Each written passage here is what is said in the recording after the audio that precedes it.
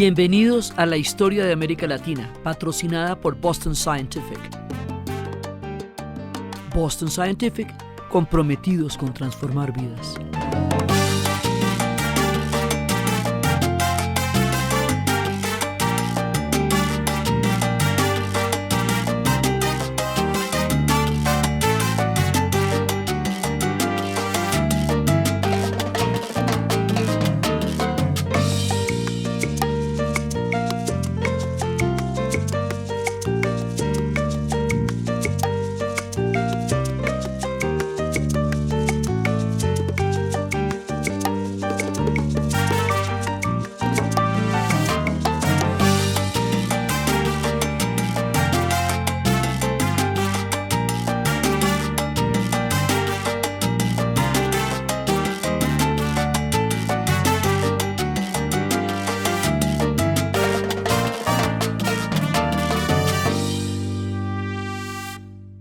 Buenas, continuamos con nuestra segunda parte de esta región de la Gran Colombia en el tiempo. Resulta que nosotros estamos ligados a Centroamérica y estamos ligados al Caribe y estamos ligados a todo ese gran universo por Panamá. Panamá es el puente de comunicación. Su naturaleza de istmo la hace un punto natural de paso de todas las influencias culturales y de todas las influencias musicales y de todos los epicentros geográficos y de todos los órdenes históricos, porque está en la esquina del movimiento del continente. Entonces, Panamá, primero que todo, pues como habíamos visto, estuvo vinculado mucho más al Virreinato del Perú y a la Gran Colombia, que propiamente es Centroamérica. Por eso lo tratamos aquí en este barco y no en Centroamérica, pero eso no quiere decir que no sea la conexión directa con Centroamérica y el Caribe. El caso de Panamá es un caso particular porque en el momento en que los Estados Unidos conectan el ferrocarril del Atlántico con el Pacífico, desarrollan una idea de un destino manifiesto y es crear un canal interoceánico que una el Atlántico y el Pacífico por el mar. Y todo esto también a partir de la fiebre de oro en California que se desató en ese momento y sería parte de todo esto que va a ocurrir en acontecimientos. Aquí se van a unir una serie de sucesos. Los franceses, como país, como república, no podían construir un canal interoceánico como tales porque la doctrina Monroe de América para los americanos impedía que un gobierno europeo tuviese ese tipo de intervención en el continente. Por lo tanto, la compañía francesa de Ferdinand de Lesseps, quien había construido el canal del Suez, hoy atascado por un barcote gigantesco en estos días, resulta que él, cuando llegó a hacer el canal de Panamá, se va a encontrar con una gran cantidad de obstáculos naturales que no existen en el Suez, que era un canal plano. Aquí se va a encontrar con desniveles en el lago Gatún, se va a encontrar con montes que no le cuadran. O sea, aquí se necesitaba una obra de proporciones gigantescas. Ya existía el ferrocarril que lo había hecho los Estados Unidos y él se va a encontrar con el trópico, con la fiebre amarilla. Y todo este conjunto de cosas va a producir la muerte de los 22,000 trabajadores que están en el cementerio francés, que es una imagen desoladora en el corazón de Panamá. Y resulta que él termina fracasando, termina quebrando, pero ellos dejan adelantada una gran cantidad de pasos para la posterior construcción del canal. Entonces, por un lado, los franceses lo intentan, fracasan, pero dejan el proyecto, ya lo dejan esbozado. Por otro lado, Estados Unidos tiene un destino manifiesto que va a ser el canal, ya sea por Nicaragua, ya sea por Panamá. Pero cuando se está discutiendo la cosa después, aparecerá la famosa estampilla de Nicaragua que tiene como imagen un volcán. Esos volcanes tan bonitos que les conté que hay en Nicaragua van a jugar en su contra a la hora de la decisión histórica, porque la decisión se va a tomar por Panamá por eso mismo, por la naturaleza volcánica de Nicaragua. Entonces resulta que Panamá tiene un desencuentro con Colombia por la necesidad de un canal interoceánico que, como ellos son una ruta, se vuelve absolutamente indispensable para ellos como proyecto histórico. Entonces, Panamá sigue en Colombia hasta cuando se nos presenta este conjunto de circunstancias. Al igual que Cuba, fue apoyada por los Estados Unidos para independizarse de España. Panamá, digamos, también la figura fue un poco similar. O sea, Estados Unidos apoya una independencia de Panamá de Colombia, que es lo que hace que estén con nosotros como proyecto hasta 1903, pero al mismo tiempo, igual que en Cuba, existió la enmienda Platt, que era que decía que si en algún momento o por alguna circunstancia los intereses en la región de los Estados Unidos se vieran amenazados en el Caribe, ellos podrían invadir Cuba. Bueno, en Panamá se va a construir el canal. Y el canal se va a construir con todos los hierros como un destino manifiesto, como un proyecto de imperio, como un proyecto geográfico de grandes alcances, lo que la va a situar también en el centro de la geopolítica.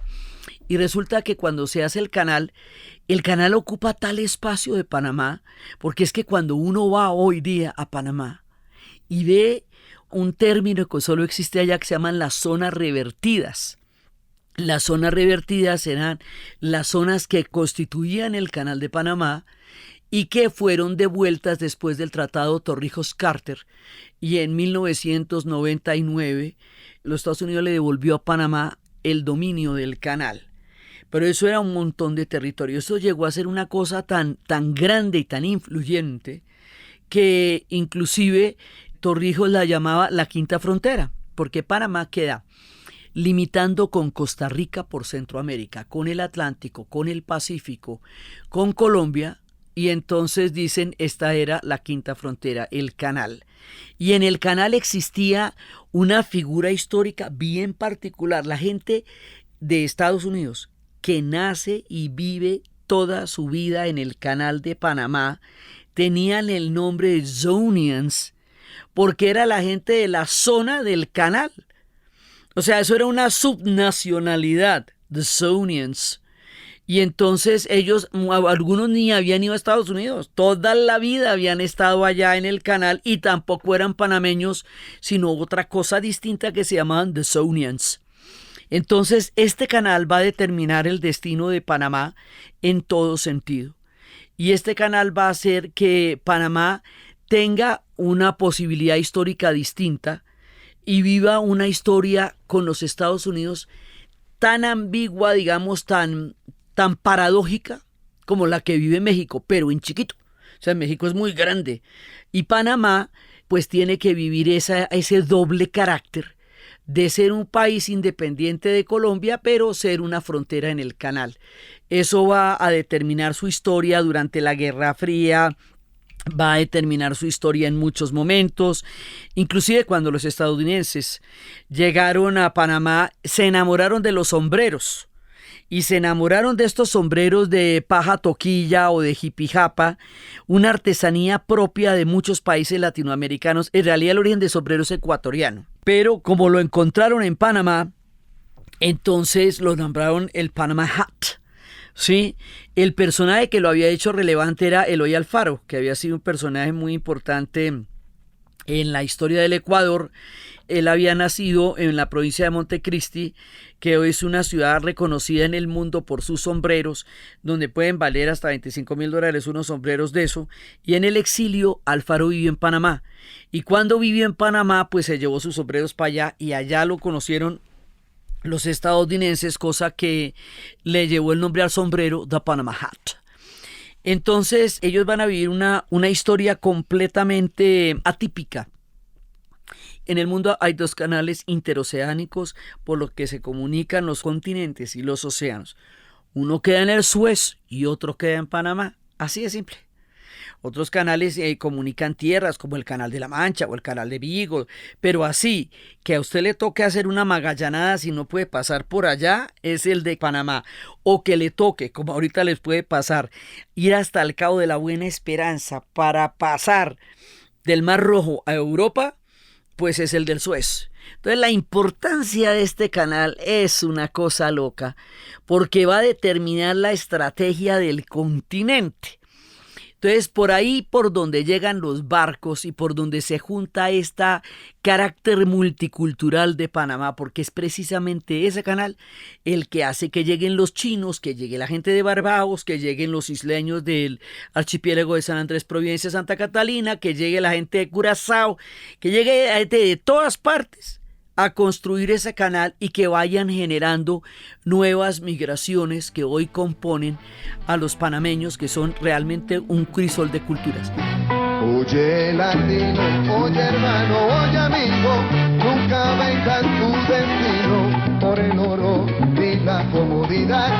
Nunca descanses, pues nos falta andar bastante. Vamos todos adelante para juntos terminar.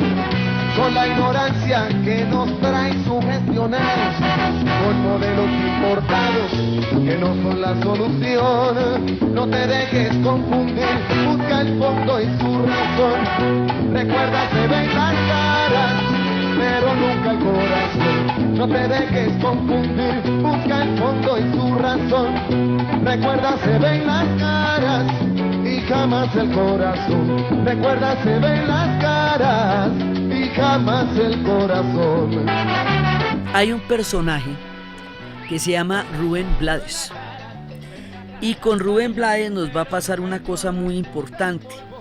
Varios de los personajes que vamos a encontrar en la serie van a generar una identidad latinoamericana. Nosotros siempre nos andamos buscando la identidad porque toda esta diversidad y toda esta historia nuestra nos hace siempre tener esa búsqueda permanente de quiénes somos nosotros, definiéndonos por nosotros mismos. Entonces resulta que Rubén Blades es panameño, estudió Derecho por complacer a su madre, pero en realidad quería ser músico. Se fue para Nueva York, empezó a llevarle el correo a la Fania, porque el correo de la Fania era tan grande que la alcaldía de Nueva York no lo recogía, con el fin de poderse encontrar con los de la Fania y que le dieran un chance.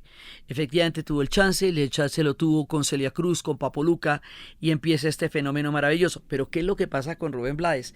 Rubén Blades, a diferencia de toda la gente que está en ese momento creando ese crisol maravilloso que es la Fania, que son dominicanos, que son puertorriqueños, que son de todo el Caribe, Rubén Blades viene de la realidad de América Latina, de la realidad de Panamá. Es un hombre que ha vivido las historias de Panamá en la rebelión de la postura de la bandera en 1964. Ha habido muchas cosas. Entonces Rubén Blades lo que va es llevando las historias de lo que pasa en América Latina en forma de cuentos salseros. O sea, él convierte como decir la trova, o como decir el cuento corto, o como decir la literatura, la convierte en canciones de salsa.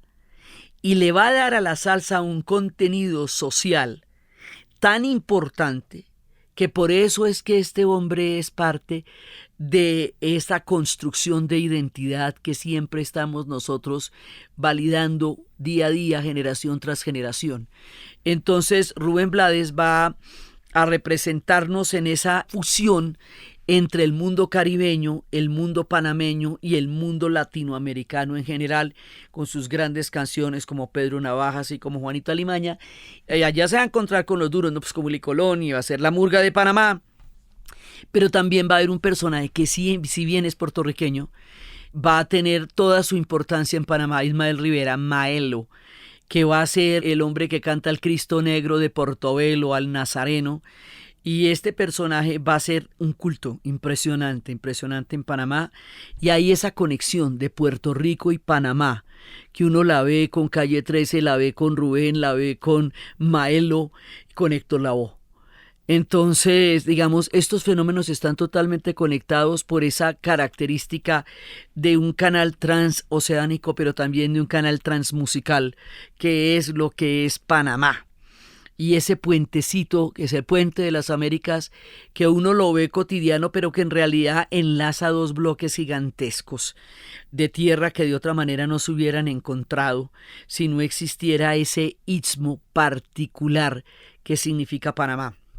Entonces, por Panamá y toda su importancia geopolítica y toda su importancia enorme, vamos bajando. Al ir bajando, vamos a llegar a Colombia, a Venezuela y al Ecuador, pues siguiendo la ruta de la salsa. Entonces en Venezuela nos vamos a encontrar con Oscar de León, con la Dimensión Latina, con los Avillos Caracas Boys, y nos vamos a encontrar en Colombia con el fenómeno de la salsa, porque es que la salsa nos atraviesa, y uno de los fenómenos más importantes es Cali.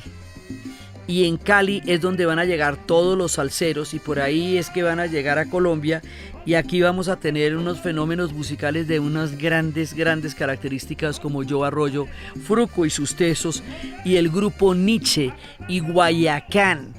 Y esto todo se va a sumar al Festival de Orquestas de la Feria de Cali, que se hace el 27 de diciembre, donde llegan todos estos. De romántica luna y el lucero que es lejos de mirar tu valle, la mujer que yo quiero, el guillermo que canta, calles que se levanta, carnaval en Cuanchito, todo un fuego que inspira. Cali, pachanguero, qué rico, Cali, luz de un nuevo cielo, refinado, Cali, pachanguero, Cali, luz de un nuevo cielo. Y es por eso que espero que los días que lejos yo no doy mi ausencia, sabes bien que me muero.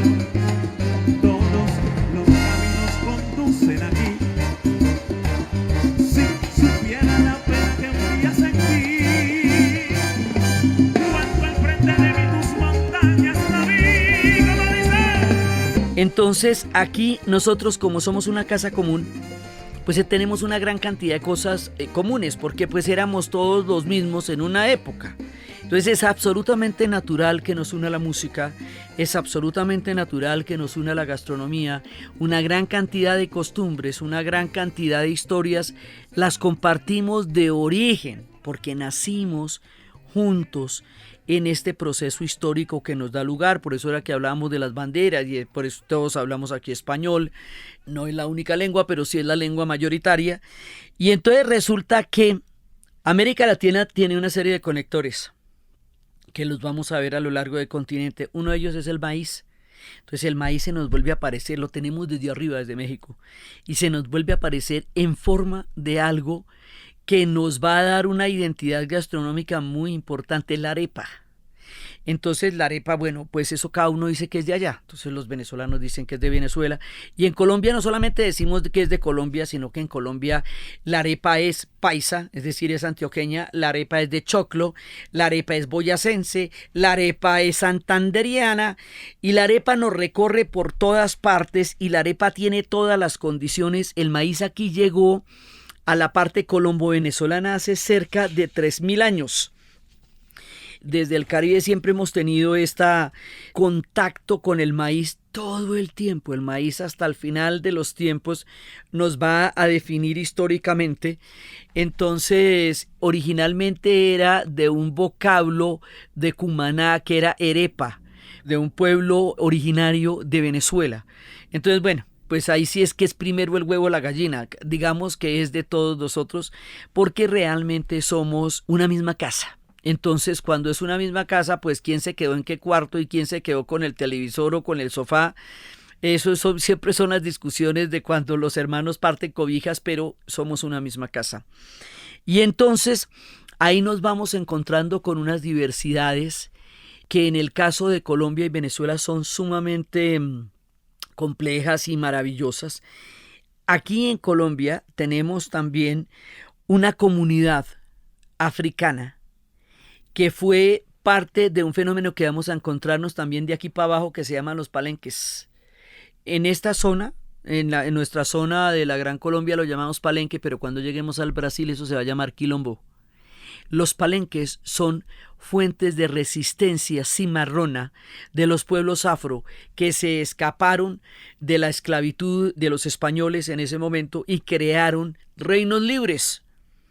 Entonces, el palenque de San Basilio, hubo muchos palenques en Colombia, y también hubo el de la Matuna, y hubo varios, pero el de San Basilio sobrevivió y está ahí, y tiene la figura icónica y enorme de Bencos Biojos, que fue el hombre que lo lideró, que lo llevó adelante, que lo sacó, que lo defendió 400 años hace exactamente, hasta que finalmente fue capturado en Cartagena y lo llevaron en cadenas. Y bueno, va a tener una muerte dura, pero este personaje uno lo va a encontrar en todos lados. Uno lo va a encontrar en Curazao con el nombre de Tula, que es el héroe nacional. Lo va a encontrar en Veracruz, lo va a encontrar en muchas partes. Estos personajes cimarrones que hicieron valer el valor y la independencia y la cultura africana. La gente de San Basilio, del Palenque de San Basilio, tiene su lengua propia, es la lengua palenquera, y ahí hay un grupo que cuenta sus historias en lengua palenquera que se llama Convileza a mí, que es una manera de decir amigos. Es un grupo joven que está desarrollando una labor de recuperación histórica e identidad con una lengua y un pueblo que tiene perfectamente clara su memoria, que puede rastrearse desde el origen de sus tiempos. Alegría caballito en Yucao, alegría caballito en Yucao, alegría cucoco y anís, casera, cómprame a mí, que soy de Palenque y estoy por aquí. Alegría caballito en Yucao, alegría caballito en Yucao, alegría cucoco y anís, casera, cómprame a mí, que soy de Palenque y estoy por aquí, que soy de Palenque y estoy por aquí. La de coco, Para los locos, la de piña, para las niñas, el yucao, para los el pelados, caballito, para los viejitos, la de coco, para los locos, la de piña, para las niñas, el yucao, para los el pelados, caballito. para los viejitos. Dilo, Las palenqueras salen con su punchera, ¿qué? han de usar a la forastera, con sus dulces han cruzado frontera, han llegado hasta Venezuela mostrando su gastronomía cultural, vendiendo la coca de maní, alegría jomolí, con sus gritos de alegría diciendo así: alegría caballito en Yucao. Después también hay una historia parecida a la de los garífonas, y es que en la costa de Esmeraldas, en el Ecuador, también hubo un naufragio. Y ese naufragio, que fue en 1553, dio origen a una combinación entre los pueblos afro y los pueblos indígenas originarios que se conoció con el nombre del reino Sambo de Esmeraldas. Sambo porque es la combinación del mundo indígena con el mundo afro. La cultura cimarrona es muy importante acá porque determina el reino Sambo de Esmeraldas, determina la característica del Palenque de San Basilio, atraviesa el Chocó biogeográfico porque en el departamento del Chocó la cultura es fundamentalmente cimarrona, y eso lo vamos a ver hasta abajo, hasta Tumaco, por todo el Pacífico. Es un fenómeno de cimarronajes, es decir, es un fenómeno de libertad africana en un mundo esclavizado por el Imperio Español a través de un alejamiento de los centros de poder para desarrollar culturas propias, o fenómenos muy particulares como en Venezuela, ya en tiempos recientes del siglo XX, el culto a María Leoncia. María Leoncia es una deidad que une los pueblos africanos con los pueblos indígenas. Es como el sincretismo que estuvimos hablando de los orishas en Cuba, y que hablaremos también en el Brasil en forma de candomblé. Es un sincretismo histórico, una deidad de dioses africanos con santos cristianos y con un mundo indígena que produce una síntesis prodigiosa de una figura de milagro. También le va a cantar a ella Rubén Blades, una figura icónica, poderosa, que articula una buena parte de algunos de los elementos más singulares y propios de la cultura venezolana, que es el culto a María Leoncia. También nosotros tenemos una influencia africana absolutamente presente, poderosa, importantísima. En Colombia son casi el 25% de la población. O sea, todos estamos atravesados por los pueblos afros, y eso nos va a repercutir directamente en la música de Joe Arroyo, directamente en toda esta vertiente de la salsa y en otra música que va a llegar hasta el confín de la tierra, la cumbia. Esta cumbia que se llama El Alegre Pescador la compuso una mañana y una mañana de sol. Esta cumbia que se llama El Alegre Pescador la compuso una mañana habla con la luna, habla con la playa, no tiene fortuna, solo su atarraya. El pescador habla con la luna, habla con la playa, no tiene fortuna, solo su atarraya. Eva, palmas a ver, que viva la música ancestral, que no vaya a morir jamás en la vida con el sentimiento de pertenencia. La cumbia es originalmente colombiana, con todo respeto, pero es que la influencia de ser tan grande, la cumbia se origina en la costa Caribe, en lo que es Colombia en los tiempos de la colonia, y esa era una danza que hacía la fusión de las tres culturas, la africana, la indígena y la española, y que se convirtió en una expresión coreográfica y musical muy importante en este país. O sea, todos los pueblos afro van a tener una expresión de su cultura, particularmente porque los pueblos afro están codificados musicalmente en su relación con el cosmos. Cuando uno va a Burkina Faso o va a Mali, se da cuenta que estos pueblos tienen una relación con el cosmos a través de un código musical. Eso es lo que ellos van a traer cuando fueron deprivados de absolutamente todo, van a traer la música. Entonces la cumbia originalmente era una parte de los pueblos afro, pero la cumbia después se va a extender a través de figuras como Pacho Galán y aparte de Lucho Bermúdez. Ellos van a crear unos big bands, unas orquestas increíbles, y con estas orquestas van a llegar hasta la Argentina. Y esto va a generar unos niveles de influencia, que hay una cumbia peruana, que hay una cumbia argentina, una cumbia de todas partes. Hay una cumbia en Argentina, en Perú, hay cumbia mexicana, venezolana, ecuatoriana, panameña, salvadoreña y dele por ahí. O sea, cada una de las influencias, en últimas, surja de donde surja, nos atraviesa a todos. Unas son de aquí y otras son de allá, pero igual todas nos van a llevar juntas. Entonces la cumbia es una de las representaciones más importantes que tenemos nosotros como colombianos, y de aquí también surge otra representación muy importante, que es el vallenato, que es la leyenda vallenata de Francisco el Hombre, recorriendo todos los pueblos, contando las historias que pasaban en la época en que no había periódicos y las noticias llegaban en forma de acordeón de un trovador que iba contando de un pueblo a otro. Eso va a constituirse en un elemento de identidad fundamental que ya nos trasciende en su origen y que está por todas partes también, el vallenato. Entonces, esos son como de algunos de las vertientes que nos van a atravesar a nosotros y que nos van a unir con el resto de continentes. También está la música ecuatoriana, que es andina. Entonces, digamos, Colombia conecta con el Ecuador y por ahí con los Andes, y con toda la música ecuatoriana, y con Julio Jaramillo y Olimpo Cárdenas, que van a popularizar el pasillo, van a adoptar el tango. Eso después vamos a ver en Argentina, pero va a tener una influencia muy grande ahí y en el eje cafetero de los colombianos.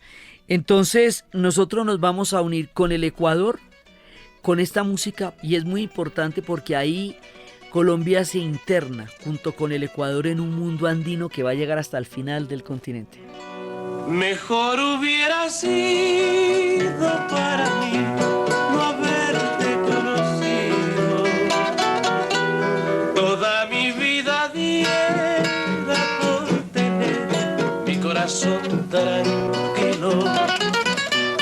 Por doquiera que vaya te llevo aquí muy dentro. Cada instante que pasa no puedo separarte de mi pensamiento.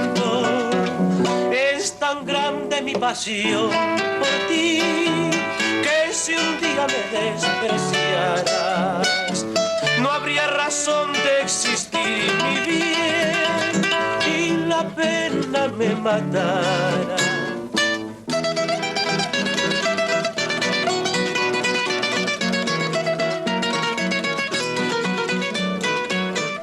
Colombia y Venezuela comparten un territorio común, grande, gigantesco, una planicie maravillosa bañada por unos ríos descomunales. O sea, pero por los ríos. la región del llano.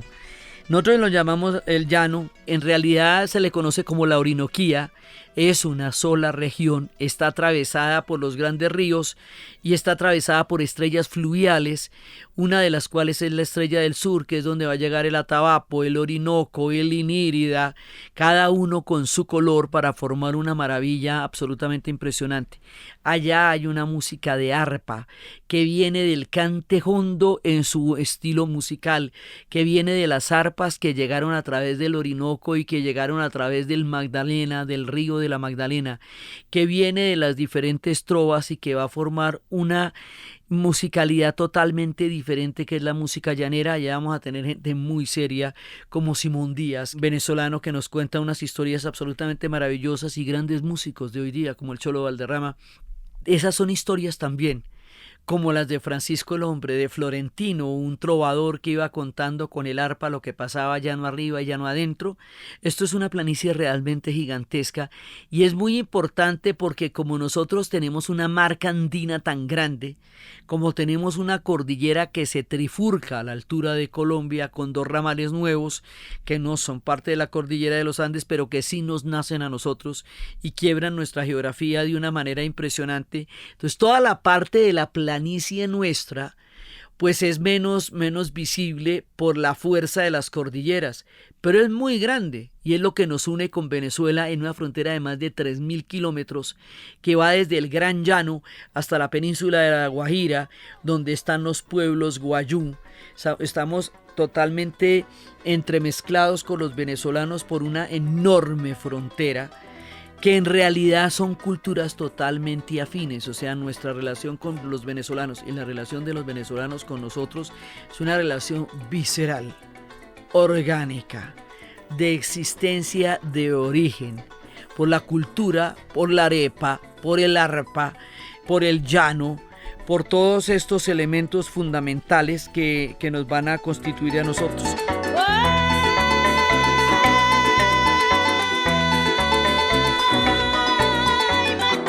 Usted que toca, dale a su arpa un registro a ver si puedo cantar este joropo criollito, que en la agenda del folclor voy a dejar algo escrito para que muchos pregonen por todo el llano infinito.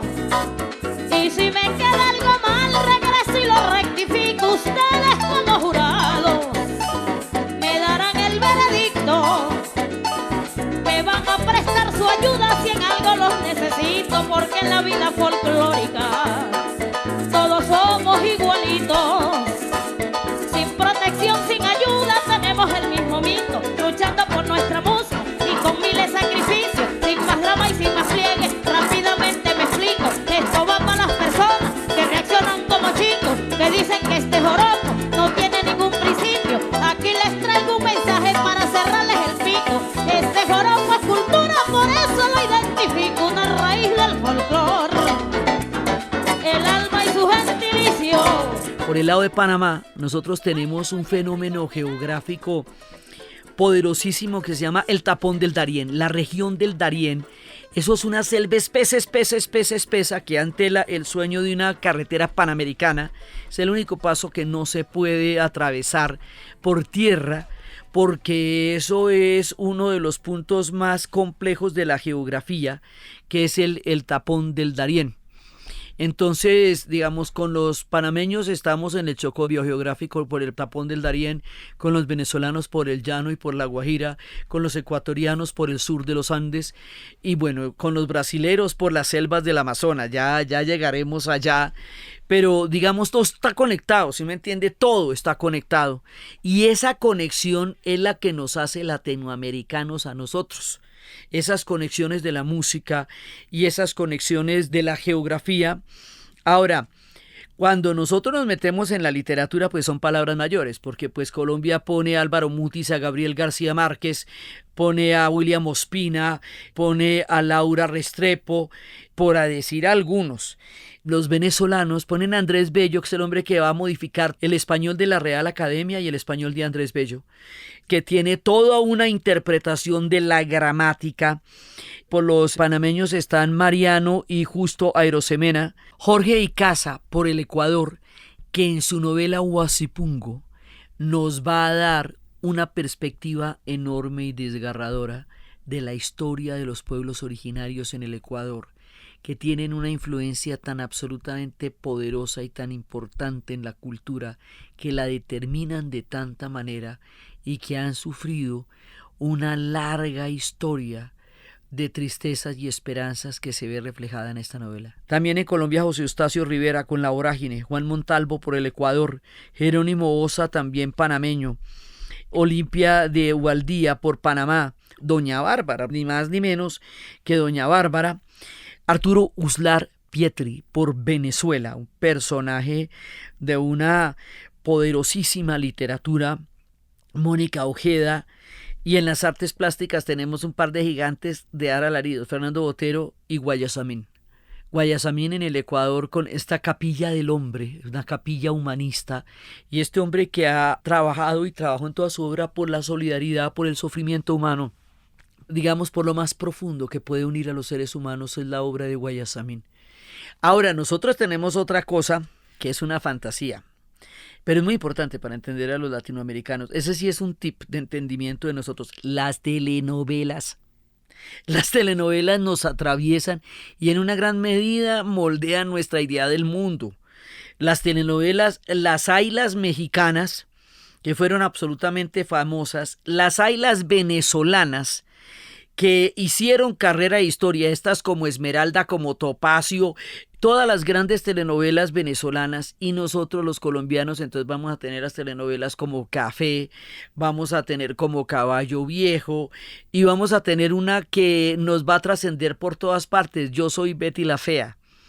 Las telenovelas colombianas son toda una escuela narrativa que viene de la radionovela, que nos tuvo durante mucho tiempo pegados a la radio con las influencias de Félix B. Cañé, cubano, y de Corín Tellado, española, generaron una mirada del mundo de amor y dolor. Otros les dicen culebrones, pero uno no puede pasar con ligereza por las telenovelas porque nos determinan. O sea, ahí está muy contenida nuestra cultura en todas sus formas, y hoy día estas telenovelas están viajando a Montenegro y a los Balcanes, a Serbia y a la Bosnia-Herzegovina, donde uno encuentra gente que habla español porque escucha y ve las telenovelas latinoamericanas. Entonces esto trascendió nuestras fronteras hasta los remotos Balcanes de las maneras más impresionantes. En Cuba en una época intentaron acabar con las telenovelas, no se pudo. Y en la misma canción de Rubén Blades de Los Desaparecidos, una de las más duras, hay un momento en que dice que a la hora que se los llevaron estaban dando la telenovela, por eso nadie miró para afuera. O sea, esto nos atraviesa por un lado, es una de las grandes vertientes culturales que nos explica en una gran medida una manera de interpretarnos a través de nuestros dramas insondables y tremendos, como diría Serrat, pasiones desatadas y violentas, que son las que ocurren en las telenovelas, donde todo pasa y al final ganan los buenos y las protagonistas suelen sufrir cantidades. Entonces, también otro de los elementos fundamentales es el deporte. Los panameños son peloteros.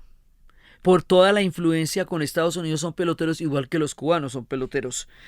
Y los venezolanos que han sido peloteros están siendo cada vez más importantes y más interesantes en el mundo futbolístico, que eso también, a nosotros nos importa mucho el fútbol.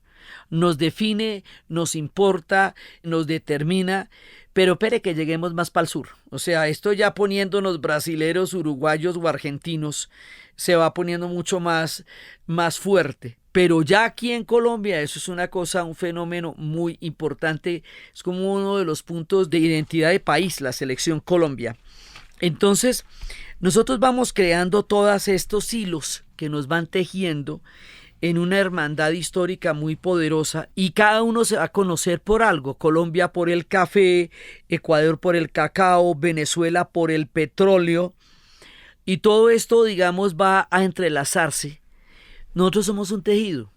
un tejido, digamos, de diferencias y de similitudes, pero estamos profundamente entrelazados porque tenemos absolutamente problemas comunes, estamos resolviendo, y de aquí para el sur se va a notar mucho más, estamos resolviendo todavía temas de inequidad, de muchas historias que aún están inconclusas en América Latina. Y entonces resulta que cuando uno se mete en América Latina, y esto va a ser una constante, se va a encontrar con la dulzura, la sabrosura, la gastronomía, el baile, la música. Esta es la región del sur, digamos, del sur del continente. Este norte es donde está la rumba. Toda la rumba está aquí. Sí, porque aquí es donde se baila. En Venezuela se baila el porro de una manera muy singular. Cuentan las grandes orquestas. Esta es como la esquina de la rumba. De ahí para abajo la música andina va cogiendo unas características muy distintas a este Caribe explosivo que determina este norte del sur. En los años 1600, cuando el tirano mandó las calles de Cartagena, aquella historia vivió. Cuando allí llegaban esos negreros africanos en cadena, pensaban mi tierra, esclavitud perpetua. Esclavitud perpetua. Esclavitud perpetua. Que lo diga Salomé. Búscatele. Tengo, ya vení. Echa la gota y choro, negrona.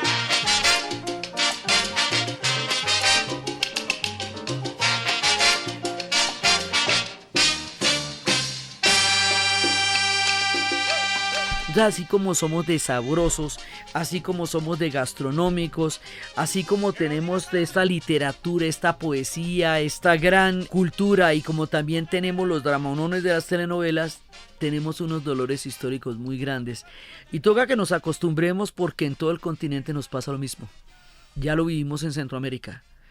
Entonces, toda esta sabrosura también está acompañada de unos dolores históricos absolutamente terribles, que a su vez están acompañados de una resiliencia absolutamente impresionante, que es lo que nos hace ser también tan rumberos y tan felices en medio de tanto dolor. Arrastramos conflictos no resueltos. Colombia tiene un conflicto endémico que no termina de resolver. Y seguimos caminando a ver si encontramos una luz al final de este conflicto larguísimo en el que hemos tenido. Cada uno de estos países está con unos problemas muy fuertes porque en general América Latina no los ha resuelto. Entonces en unos lugares se nota más que en otros, es más candela que en otros, pero finalmente no los hemos resuelto en ninguna parte tampoco. En el presente nosotros estamos entrecruzados en problemas entre el mundo venezolano y el conflicto colombiano. Cada uno de estos episodios de nuestra historia es dolorosísimo, pero también es resiliente, porque también eso hace que nosotros tengamos esa fuerza, esa vitalidad, esa capacidad de creación, esa capacidad de levantarnos al otro día a construir de nuevo un sueño de posibilidades históricas. Y esta mezcla de la cultura, el dolor y la música también nos une y nos atraviesa por toda América Latina. Esto también se pone dolorosísimo al sur. Aquí nos toca, pues digamos, como agarrarnos del sombrero porque pues va a haber grandes dolores. Pero es también la forma como quedó entrelazada nuestra historia. O sea, la casa común tiene sus maravillas y también tiene sus lados duros y tristes y terribles, que es todo esto que estamos intentando mirar y que definió Gabriel García Márquez en 100 años de soledad, la novela que mejor nos define históricamente. Nosotros esperamos que los pueblos condenados a 100 años de soledad tengamos una segunda oportunidad sobre la tierra. Esperamos eso todos los días. Lo esperamos después de esa narrativa absolutamente descomunal que es 100 años de soledad, y a través de las nuevas narrativas de estas mujeres como Laura Restrepo. Es en la literatura donde se encuentra nuestro mayor referente y es en la historia donde se encuentran los episodios que aún no logramos resolver, y es en la música donde se encuentra la alegría que permite que seamos tan resilientes a los vientos duros que hemos tenido que recorrer en estas historias inconclusas que todavía se están tejiendo en busca de una identidad que lo logramos a través del arte siempre, en busca de una esperanza para encontrar otras salidas nuevas en nuestra historia, en busca de una resiliencia que siempre está presente en toda nuestra manera de enfrentar y encarar el mundo, en busca de esta narrativa conjunta que nos atraviesa por todas partes y que nos hace ir en el mismo barco en diferentes condiciones, pero todos unidos por una casa común que se nota siempre y cada vez que nos miramos los unos a los otros. Con esto salimos de la región del norte del sur para empezar el camino al sur. Ese camino al sur nos va a llevar por el enorme y tremendo Perú, y nos va a llevar por Bolivia, y nos va a llevar por Chile, y luego nos va a llevar por el Brasil, para luego llegar al cono sur, al que llamamos el cono sur del continente. Entonces, todas las historias entrelazadas, porque después vamos a ver las consecuencias históricas de decisiones que se tomaron en Panamá y que van a afectar brutalmente el continente. Vamos a ver también todo lo que ha significado para nosotros la Guerra Fría, que ha sido una variante geopolítica. Se acabó la Guerra Fría ya hace 30 años y por acá todavía no se acaba. Entonces vamos a ver cómo la historia para nosotros tiene una serie de particularidades que estábamos hablando cuando hablamos del gran Alejo Carpentier, los tientos y las diferencias. Nosotros de todas maneras somos un universo único y un universo particular, grande y enormes como somos tremendamente afines, y esta región de la antigua Gran Colombia, del norte y del sur, es una de las regiones que más conexiones tiene la una con la otra en todas sus historias, en toda su cultura y en todas sus expresiones. Con esto salimos de aquí para arrancar nuestro camino hacia el Perú.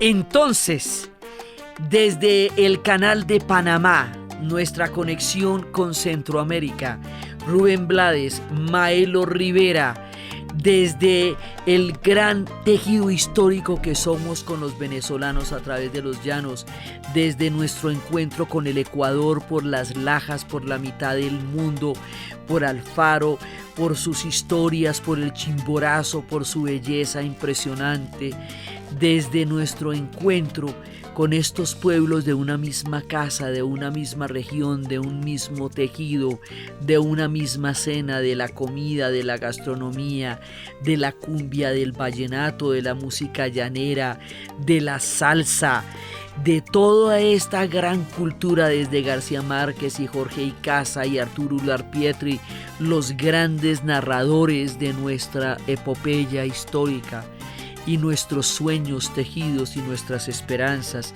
y esta construcción histórica que significa esta tierra que queda al norte del sur de América, en la narración de Ana Uribe. Y para ustedes feliz día, cualquier día que ese sea.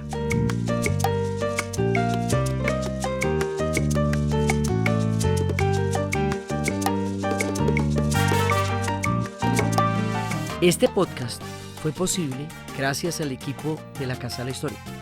Diana Suárez, Milena Beltrán, Arturo Jiménez Viña, Daniel Moreno Franco. Grabado en Los Gatos Estudio, la edición y la musicalización de Eduardo Corredor Fonseca, de Rueda Sonido, y siempre con la ayuda fuerte y poderosa de Santiago Espinosa Uribe y Laura Rojas Aponte del podcast Cosas de Internet. Y recuerden que la lista de las canciones la pueden encontrar en las notas de YouTube de dianauribe.fm.